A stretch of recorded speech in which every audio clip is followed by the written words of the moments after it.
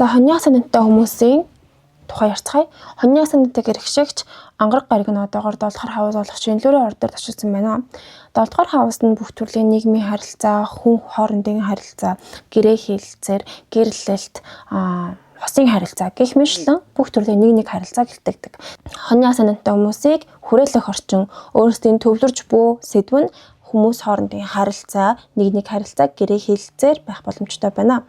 Магадгүй зарим хоньяа санаатай хүмүүс гэрлэлтэнд анхаарж байгаа эсвэл хосын харилцаа түншлэлтэй илүү ихээр төвлөрч анхаарж буй цаг үе өрнөж байна.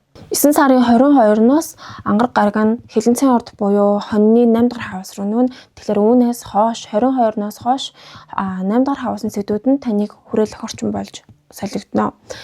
8 дахь хавс нь залхуурлын хавс гэдгээр алдартай. Мөн залхуурлын хавс эсвэл ямар нэгэн зүйлд хэтрүүлэн донтох хэтрүүлэн хийх тийм онцлогтой хавсаж болно.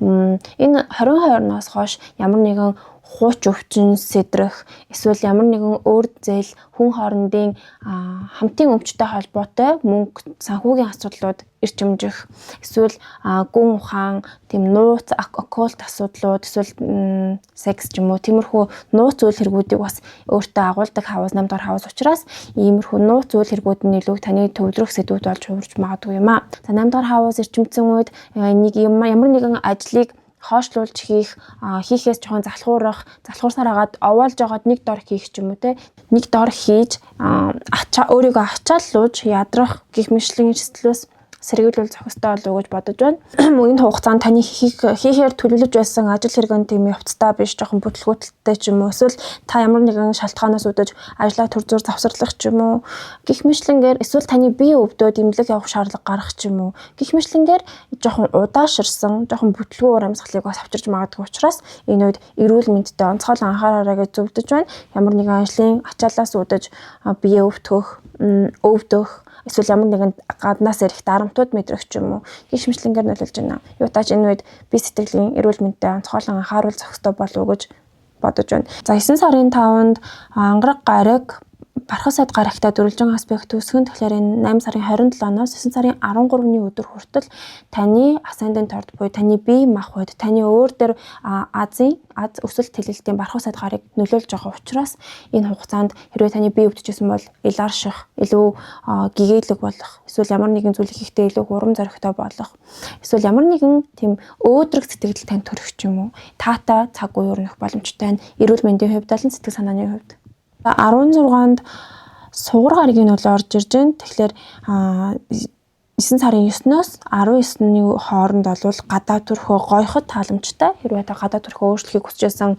эсвэл өссөө өөрчлөхийг хүсэжсэн ч юм уу ямар нэгэн байдлаар гадаа төрхөө өөрчлөх гэж байсан бол энэ эерэг таатай үр дүн таныг хүргэх боломжтой байна. Сугар гаригийн нөлөө нь таныг 5 тухтай байхад бас нөлөөлнө. Та хамтдаа хоол идэх, 5 тухыг эрхэмлэх, эсвэл ямар нэгэн дуртай зүйлд мөнгө зориулах ч юм уу, эсвэл хүмүүстэй илүү уулзаж нийгэмшиж, дипломат харилцаануудыг эрчимжүүлж, эерэг таатай нийгэмшил, эерэг таатай таашаалуудыг авчрах, мэдрэх боломжтой зэм цаг үе өрнөж байна. Ерөнхийдөө бол 8 сарын 22-нд хүртэл таатай үеэр нь өрнөж байна гэж хэлж болохоор энэ нийгэмшилтэй. Сугар гаригийн нөлөө нь илүү материаллог болгож магадгүй таныг хувц сунаар авах ч юм уу эсвэл бэлгэсэлт өөрөө авах байж болно. Эсвэл хосын харилцаа ямар нэгэн романтик харилцаа нэрчимдсэн үе байж бас болох юм аа. 22-ноос хойш асуудал эхэлж байна. Учир нь ангараг гариг Плуто буюу дэлхийн ван гаригийн нөлөөг авч байна. Тэгэхээр 22-ноос 27-ны хооронд таны бие суйлдах, өвдөх, эсвэл гэмтэж бэртэх гэх зэрэгээс сэргийлүүл зохистой. Өөр тохиолдолд энэ үед сэтгэл зүйн дарамттай эсвэл ямар нэгэн байдлаар ачаалттай, дарамт шахалт мэдэрсэн үе байж бас болохоор байна. За тэгэхээр ерөнхийдөө бол эрүүл мэнд болон сэтгэл санааны хувьд 9 сарын 22 хүртэл эерэг таатай байна. Харин 22-оос цааш сарыг дуустал жоохон онцгой учраас анхаарал болгоомжтой байгаарай гэж зөвлөе. Дор хавс буюу хосын харилцаа бүх төрлийн нэг харилцааны хүрээнд 9 сарын амархаг харцгаая. 9 сарын 5-нд ангараг гариг Бархас сайд гарагтай дөрвөлжин аспект үүсгэн тэгэхээр 8 сарын 27-ноос 9 сарын 13 хүртэл та хэрвээ хүнтэй харилцдаг үйл хэрэг хийдэг бол танд харилцагч ихсэх, үйлчлүүлэгч ихсэх, клиент ихсэх гэх зэргээр нөлөөлж болно. Өөр тохиолдолд таны харилцагч нар ихсэх, таны эргэн тойронд хүмүүс ихсэж нийгэм шиг шаардлага ихээр гарч магадгүй. Гэтэ энэ уулзалтууд нь танд эрэг таатай байдлаар нөлөөлөх мөн боломжтой байгаа шүү. За 9 сарын 16-нд сугар гараг ангар гарагтай sextile аспект үүсгэн. Тэгэхээр 9 сарын 19-ний хооронд бол хайр дурлалын асуудлууд цэцэглэн хөгжих боломжтой байна. Романтик харилцаа үүсгэх, болзоонд явах гэх зэргээр нөлөөлж магадгүй. Ерөнхийдөө өмнөх 1-р хаусны сэдвүүдээр дурдсанчлан адилхан төстэй үйл хэрэгүүд өрнөхөөр харагдаж байна. Гэтэ ерөнхийдөө эрэг боловчиг 7-р хаус дээр ангараг гарыг зочилсон байгаа үе учраас магадгүй хосын харилцаатайгаа баг зэргийн үйл ойлголцсон ч юм уу. Гэтэ илүү ингээд эндээ илүү хинэрэг зориулж байгаа тийм үйл хэрэгүүд харагдаж болно. Гэтэ энэ үйл ойлголцлоор дамжиж илүү хөөстэйгөө ойлгож харилцаагаа илүү хөгжүүлэхийг зориороо гэж зөвлөе. 9 сарын 21-нд сугар гараг Уранустай уулзна. Тэгэхээр 19-наас 22-ны хооронд бол харилцаа холбооны хүрээнд огцом гинтийн таамаглаагүй нөлөөлнө. Тэгэхээр энэ нь гинтийн байдлаар хин нэгэнтэй салах эсвэл гинтийн байдлаар хүмүүстэй уулзах байж бас болно. Эсвэл ямар нэгэн гэрээ хэлцээр нь гинтийн байдлаар салах, эсвэл ямар нэгэн гэрээ хэлцээр нь гинтийн байдлаар нийлэх гэх мэтлэнгээр энэ нь таамаглаагүй гинтийн нөлөөллөөр нөлөөлөх боломжтой.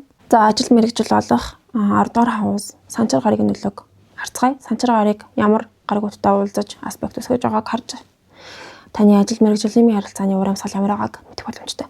9 сарын 18-нд санчир гарыг бууд гарагийн нөлөөг авна. 16-наас 18-ны өдөр хооронд ажил мэргэжлийн сэдвийн хүрээнд бичиг цаасны ажил хийх, уншиж бичих, мэдээлэл дамжуулах, маркетинг хийх, эсвэл хүмүүстэй уулзаж, ийш тийш явж хөдөлгөөнтөө оюуны энергийг илүү их зориулсан тийм үе байж болохоор зарим тохиолдолд ажлын газар нүүд суух гэх зэргээр нөлөөлж магадгүй.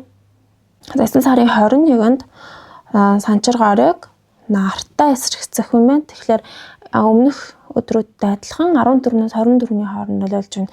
Энэ хугацаанд ажил мэргэжлийн хувьд ер нь завгүй, ер нь хийх юмхтэй. Эсвэл таны удирдах албаны хүмүүс таныг ингэж заавал ажиллаа хий гэж одоо шахаж дарамтлах ч юм уу те. Дарамтлах нь ч ямар нэгэн байдлаар таны хийсэн ажил хэргийг бусдад ил болгоход тохиромжтой хүрээтэй ажиллаа сайн хийсэн бол илүү сайшаагдана. Харин алдаатай дутагдaltaй хийсэн бол таны алдаатай дутагдaltaй талаас ил гарч магадгүй.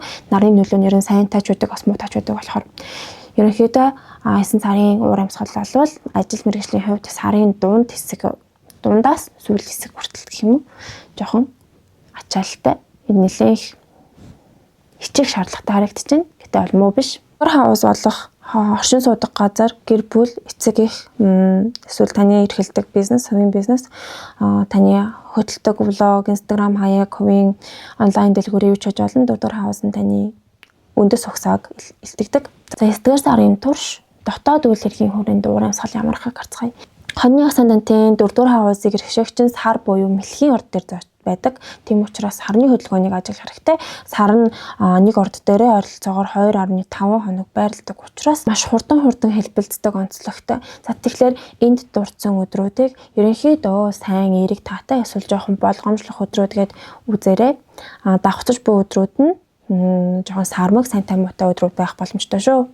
Ерөнхийдөө 9-р сарын турш таны гэр бүл оршин суудаг газар дотоод тэргийн сэдвийн хүрээнд жоохон ассан уур амьсгалтай байна. Ямар нэгэн байдлаар хөдөлгөөнт одоо гэрээ засварлах ч юм уу, эсвэл гэр бүлийн гишүүдтэй үйл ойлголцож жоохон маргалдах ч юм уу, эсвэл гэр бүл нь оршин суудаг газарт чинь жоохон тайван биш, чимээтэй, замраагүй уур амьсгалууд бүрдэж магадгүй учраас ерөнхийдөө болгоомжлоорой гэж зөвлөмөр байна. 9 сарын 5-нд ангараг гараг бархасад гарагтай дөрвөлжин аспект үүсгэн 8 сарын 27-наас 13-ны хооронд 27-наас 9 сарын 13 хооронд таны гэрт ямар нэгэн шийдвэрлэх шаардлагатай асуудлууд, засварлах шаардлагатай зүйлс эсвэл харилцаанд жоох үйл ойлголцол үүсэх гэх мэтлэнгээр замбраагүй жоохон завгүй харагдаж байна. Гэхдээ ерөнхийдөө бол одоо энэ жилийн 6 сараас эхлээд таны 4-р хаус дээр бархасад гараг ирсэн байгаа. Тэгэхээр энэ жилийн 6 сараас дараа жилийн 6 сар хүртэл ерөнхийдөө эерэг таатай уур амьсгалтай байгаа.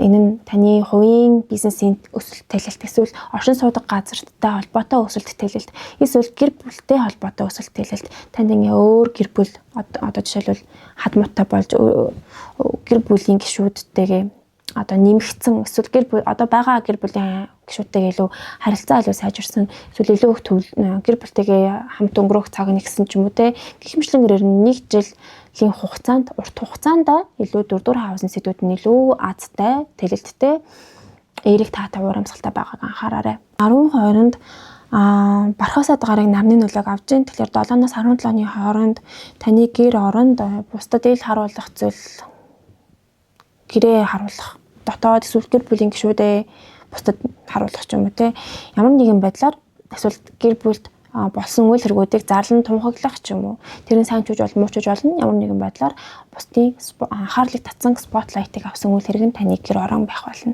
эсвэл гэр бүлийн гишүүн ч юм уу эсвэл хувийн бизнесээс зарлах гэх мэт нөлөөлж бас магадгүй шүү дээ. За 9 сарын 10-наас 15-ны хооронд бархасаад гарыг бууд гарыг нөлөөг авч байна. Тэгэхээр энэ нь гэр бүлийн гишүүдтэй ярилцах, хэлэлцэх, уулзах, холбоо барих, эсвэл холын хамаатантайгаа холбоо барих ч юм уу тэр алган уулзаад хүмүүстэйгээ уулзах гэх мэтлэнгээр бас нөлөөлж магадгүй. Өөр тохиолдолд хувийн бизнес эсвэл гэр бүлтэйгээ мэдээлэл солилцож, мэдээлэл дамжуулах үйл хэрэгүүд өрнөж магадгүй эсвэл нүүд суух гэх мэтлэнгээр зарим тохиолдолд нөлөөлж болно шүү. Мөнгө санхүү материаллык үйл хэрэгүүдийг харцгаая. Хувийн амжиргааны зардал ямар урамсгалтай байгааг. За ерөнхийдөө 16 болон 21-ний хооронд болох аспектууд нь сугар гараг ангараг болон тэнгэрийн ван гаргуудын нөлөөг авч байна. Тэгэхээр ерөнхийдөө энэ хугацаанд гинтийн таамаг лагуур зардлууд ихээр гарах боломжтой юм байна урт хугацаанд. Тэгэхээр нэг сайн орлого орж ирнэ гэж нэг сайн бодохгүй. Эсвэл орлого орж ирлээ чсэн тэдгээр орлогууд нь буцаад зарлуу болоод гарах шаардлагууд тэм нөхцөл байдлууд үүсэх юм шиг харагдаж байна. Тэгэхээр 9 сард хамаагүй мөнгө өрөх хэрэггүй юм шиг санагдаж байна. Энэ хугацаанд мөнгө зарлагдах эсвэл эд зүйл нь нэвтрэн өгөөрөх дахин худалдаж авах шаардлага гарах гэх мэтлэнгээр нөлөөлж байна. Тэгэхээр ариг гамтаа нэг сарыг өнгөрүүлээрэй гэж зөвлөё. За тэгээд 10 сарын 6-аар уулзцгаая. Баярлалаа. Баяртай.